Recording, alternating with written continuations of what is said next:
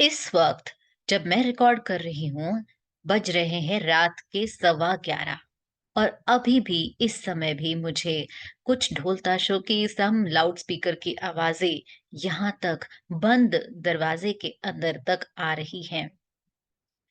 मैंने सोचा आज से बेहतर दिन नहीं हो सकता नॉइज एर्गोनॉमिक्स के बारे में बात करने का, क्योंकि ना तो अभी कोई गणेश फेस्टिवल चल रहा है, ना कोई ईद, ना कोई खास फेस्टिवल, नवरात्रि या Diwali, Christmas, nothing going on still. आवाजें हर तरफ और इस वक्त। So welcome to the noise ergonomics session. Friends, मैं आपसे कुछ चीजें शेयर करना चाहूंगी और उससे पहले Nobel prize winner Robert Koch की ये कहानी या ये बात आपसे जरूर शेयर करना चाहूंगी। He said, a day will come when man will have to fight merciless noise as the worst enemy of health। यानी इतना महत्व उन्होंने नॉइज को दिया है। क्या होता है नॉइज? वो हर आवाज जो शायद आपको पसंद नहीं, ऐसी हर आवाज नॉइज हो सकता है। Music for some could be noise for others. तो नॉइज जो है ना, ये डेसिबल्स में काउंट किया मेजर किया जाता है।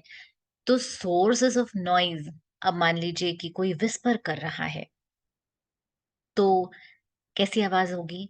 एकदम कम सी आवाज होगी। बल्कि हम एक पत्ते के गिरने की आवाज भी डेसिबल में मेजर कर सकते हैं।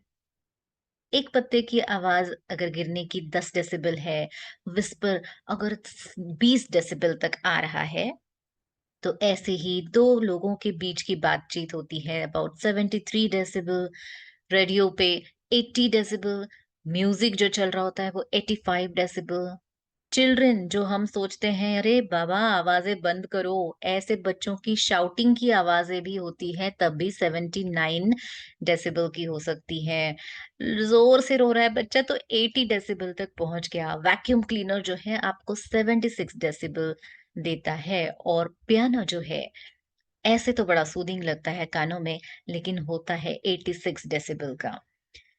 एक नॉर्मल सी साउंड लिमिट जो आप बोल सकते हो, रोजाना आप कितना रेगुलर रूटीन में आप कितना साउंड ले सकते हो, safe noise limit.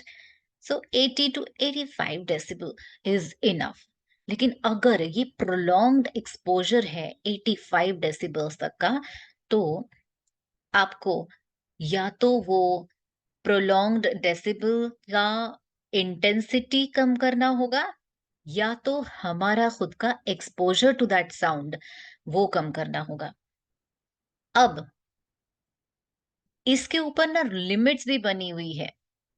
Government internationally भी और नेशनली भी अवेयर है, जानती है कि ये सब सही नहीं है, तो इन्होंने क्या किया है कि डेली लिमिट लगा रखा है।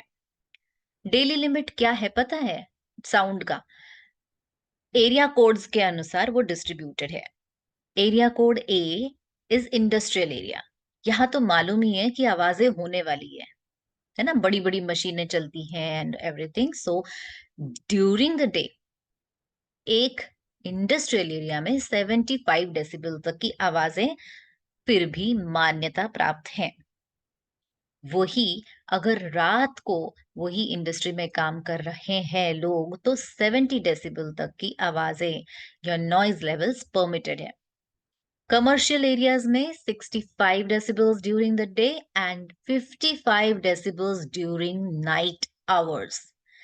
रेसिडेंशियल एरिया में, माइंड इट, रेसिडेंशियल एरियाज में जहां हम और आप रह रहे हैं, वहां पर डेली लिमिट या दिन का लिमिट जो है during the day it is 55 decibels, और नाइट में तो वो 45 डेसिबल्स तक कम हो जाना चाहिए।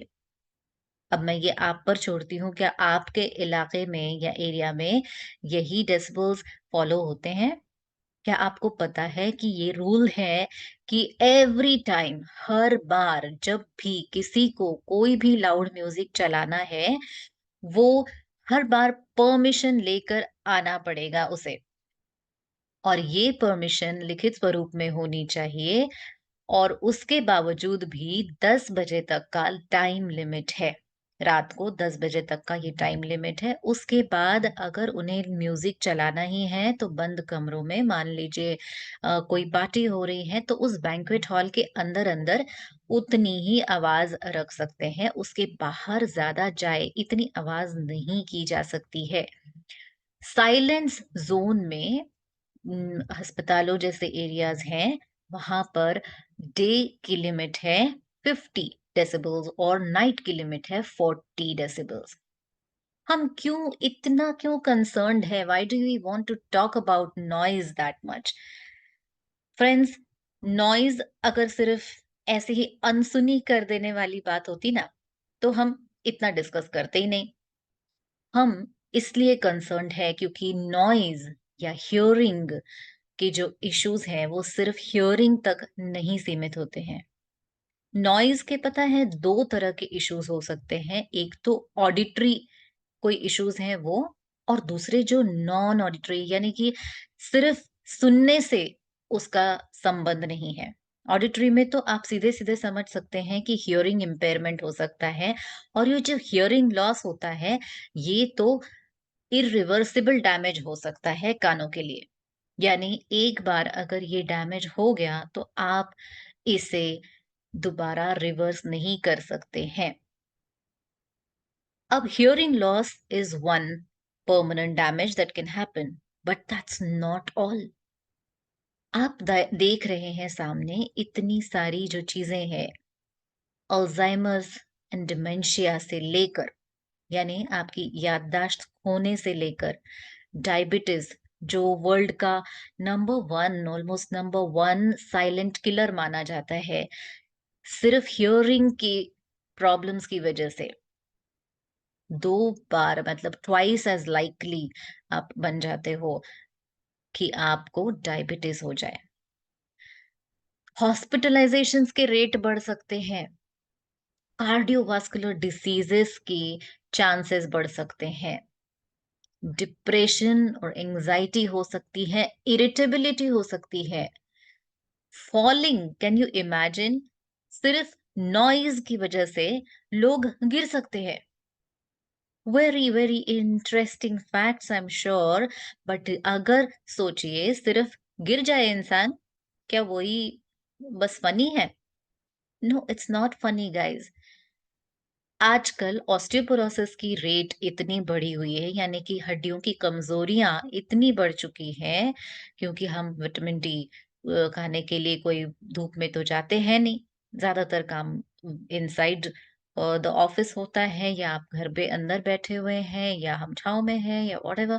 So the thing is, bones काफी कमजोर हो रही हैं लोगों की, और थोड़े भी फॉल से लोगों को रिस्क ऑफ फ्रैक्चर बढ़ जाता है।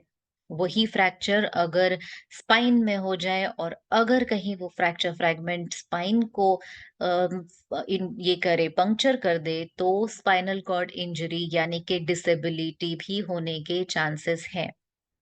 आप सोचते हैं कि फॉलिंग से क्या फायदा, क्या फर्क पड़ता है? No, it's not as simple as that. Chronic kidney disease होने के चांसेस है, यहाँ तक कि इंसान के मरने के भी चांसेस हैं। सो हियरिंग या नॉइज को इतना हल्के में मत लीजिए, जहां पर हमें नॉइज से जान का खतरा भी हो सकता है। ये इतने सारे, जैसे मैंने कहा कि ये साउंड लेवल्स एक हल्के से पत्ते के गिरने से लेकर, तो एक जेट एयरक्राफ्ट के उड़ने की आवाजों तक, इतने सारे डेसिबल्स में हम साउंड्स रोजाना सुन रहे हैं। 10 डेसिबल से लेकर 160 डेसिबल्स तक। आप सोचिए कि एक हॉर्न बजाने की भी एक लिमिट होती है। आप ट्रैफिक में जा रहे हैं तो आपने देखा होगा कि लोग अननेसेसरीली हॉर्न्स बजा रहे हैं। पर आपको क्या पता है कि जो सेफ एक्सपोज़र लिमिट है, वो सिर्फ़ और सिर्फ़ 85 decibels at the most for 8 hours of the day है। अब जितना हमने अभी पहले ही डिस्कस किया था कि जितना अगर डेसिबल हाई है, फॉर एग्जांपल अगर आप किसी एयरपोर्ट के पास रहते हैं जहां पर इस तरह की एयरक्राफ्ट की बहुत तेज आवाजें आ रही हैं, या एमिनेशन की आवाजें आ रही हैं, अगर इस ऐसी एरिया में रहते हैं तो आपको किसी तरह का प्रोटेक्शन लेना जरूरी है। तो जैसे हमने कहा कि या तो हम वो साउंड की इंटेंसिटी को कम करें, या तो हमारा टाइम ऑफ एक्सपोजर कम कर दें। सो लेट अस नो कि क्या क्या तरह का इंटरेस्टिंग इसके फैक्ट्स हैं। क्या आपको पता है कि workplace noise is hazardous when there is repeated exposure of 85 weighted decibel dBA और हायर। यानी 85 डेसिबल से ज्यादा अगर हमारे कानों पर एक्सपोजर आ रहा है नॉइज का, तो हमारे पास नॉइज का पोल्यूशन है जी। Hearing loss from noise is 100% preventable. तो ये एक गुड न्यूज है कि अगर हमारे पास हम हियरिंग को प्रिवेंट कर सकते हैं, हियरिंग लॉस को प्रिवेंट कर सकते हैं जो नॉइज के आने से हो रहा है, वो तो वो बड़ी अच्छी न्यूज है ना। So why not work on those lines. Frequency frequency क्या होती है पता है? वो होती है कि हाउ लो और high the pitch of the sound is. Frequency is measured in hertz. Okay. अब आपको एक और इंटरेस्टिंग फैक्ट बताती हूँ। Do you know that the noise level of gunshots can be measured at 150 to 167 decibels, and hearing loss can result from just a few shots of a high powered gun? अगर एक अच्छे hearing protection नहीं पहने गए हैं कान में, तो gun shot की जो हाई पावर्ड गन से अगर गन शॉट किया गया है और अगर उसके फ्यू शॉट्स ही सिर्फ आपको सुनाई भी दिए, तो भी एक हियरिंग लॉस हो सकता है। अब आप सोचिए, ये इतना जो पावरफुल गन शॉट है, इतना शायद हर हर दिन हमारे आसपास नहीं हो रहा है, पर किस तरह के हमारे आसपास नॉइज लेवल्स हैं, आप खुद ही जज करिए। क्या स्कूलों में लाउड चलने वाले म्यूजिक आसपास के रेसिडेंट्स को परेशान नहीं करते? स्कूलों में चलना चाहिए, अगर कोई म्यूजिक है या कोई अनाउंसमेंट्स है, तो उसका भी एक लिमिट होना चाहिए। द डेसिबल्स का कहीं तो कंट्रोल होना चाहिए, या तो उनके अपने ऑडिटोरियम्स में उस दिन के लिए, उस वक्त के लिए और उतने ही ऑडियंस के लिए जितनी इनफ हो, उतनी ही नॉइज हो या उतनी ही आवाज मैनिपुलेट करके रखी जाए। इतना ही नहीं, ऐसे हमारे दिन में लगभग कई बार एक एक एरिया में 5-5 बार कई बार आवाजें ऐसी आती हैं जो कि शायद फोर्स्ड नॉइज के कैटेगरी में आप डाल सकते हैं। That is one, not only, and it is not about any one particular religion. Let me be clear about it. It is not about any particular religion. अब समझिए कि अगर एक कोई रिलीजियस भी अनाउंसमेंट हो रही है उस एरिया में, आप मान लीजिए कि सारे के सारे लोग उसी रिलीजन के हैं, तभी भी मुझे बताइए कि क्या वो लोग इंसान नहीं है? क्या उनके ऊपर नॉइज का वैसा फर्क नहीं पड़ने वाला है? सो द थिंग इज, हमें ये जो रिस्ट्रिक्शंस है, ये regardless of which religion this sound is going to go to, ये सोचे बिना we are all humans as religion. Humanity is our first religion, ये समझकर हमें सबके बारे में कंसिडरेट होके ये नॉइजेस चलानी है। हम किसी एक प्रकार के सेलिब्रेशंस, रिलीजियस कहिए या पर्सनल कहिए या सोशल फंक्शंस कहिए, किसी भी तरह के फंक्शंस या अनाउंसमेंट्स या म्यूजिक या गैदरिंग्स विथ लाउड नॉइज, इन सब के फेवर में नहीं है। Why? Because of the reasons just mentioned. तो क्या कर सकते हैं? इस नॉइज़ को कैसे हम कंट्रोल कर सकते हैं?